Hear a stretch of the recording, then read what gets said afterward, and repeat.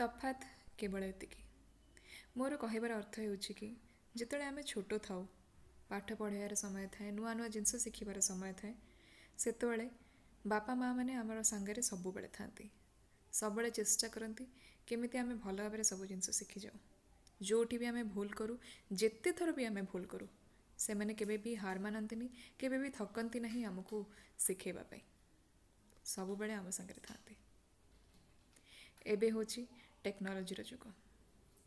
ଆଉ ଏଇ ଟେକ୍ନୋଲୋଜିର ଯୁଗରେ ବାପା ମାଆ ମାନେ ଯେତେବେଳେ କିଛି ଶିଖିବାକୁ ଚେଷ୍ଟା କରନ୍ତି ବା ଆମର ସାହାଯ୍ୟ ମାଗିଥାନ୍ତି, ବେଳେବେଳେ ଏମିତି ହୁଏ ଆମେ ଚିଡ଼ିଯାଉ।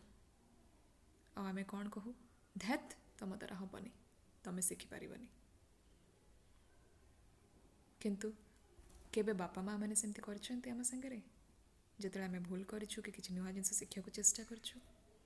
ନା, କେବେ ବି ନାହିଁ। ସେମାନେ କେବେ ବି ଥକନ୍ତିନି, କେବେ ବି ହାରନ୍ତିନି ଆମକୁ ଶିଖେଇବା ପାଇଁ, ଆମକୁ ଠିକ୍ ରାସ୍ତା ଦେଖାଇବା ପାଇଁ। ସେଥିପାଇଁ କହିଲି ତଫାତ୍ କେବଳ ଏତିକି। ଆମେ କିଛି ନ କହି ମଧ୍ୟ ସେମାନେ ସବୁବେଳେ ଆମର ମନ କଥା ବୁଝିଥାନ୍ତି, କିନ୍ତୁ ଆମେ ତାଙ୍କୁ ବୁଝିପାରିନୁ। ତଫାତ୍ କେବଳ ଏତିକି।